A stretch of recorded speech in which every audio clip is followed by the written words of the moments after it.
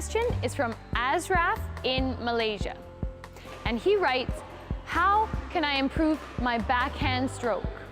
Now, we've had a lot of questions from you about the backhand.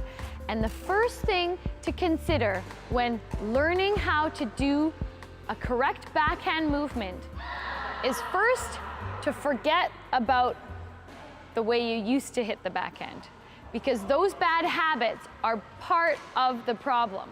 So the first thing when setting up to learn a correct backhand shot is to be aware of your grip. You want to turn away from the V grip and a little bit more towards a panhandle grip. Now this is for the backhand at the back of the court.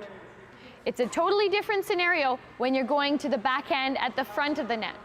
But I'm assuming that your questions are about the back of the court because that's the more challenging shot.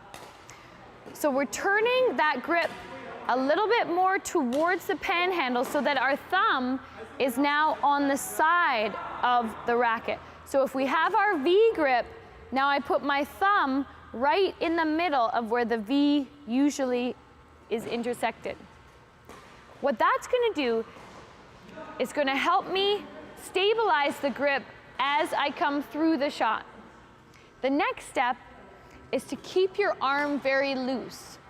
If you're tense in your arm, you're not going to be able to hit the backhand shots.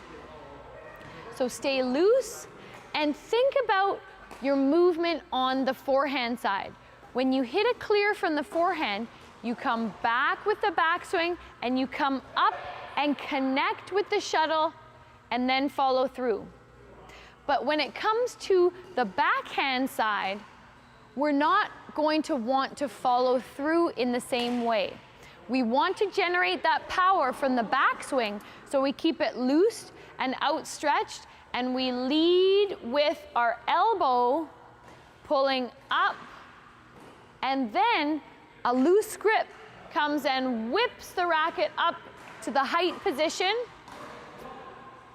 But for the clear on the backhand side, and this is where most of you are probably going wrong, you do not want to follow through.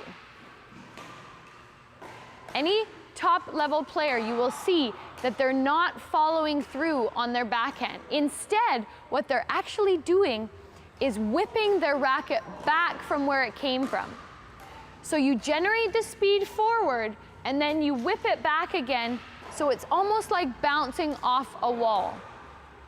So to recap, we change our grip and put that thumb more on the middle of the V. We start with our V, now we turn the thumb there.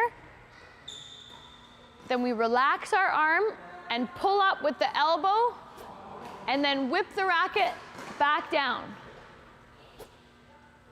It's also important to activate your body. So your body is relaxed and you're pulling the racket through, and at the point of impact, right here, we squeeze the grip, and that's what generates the power. So loosen the grip and then squeeze, and then you let the racket bounce back as if you were standing against a cement wall.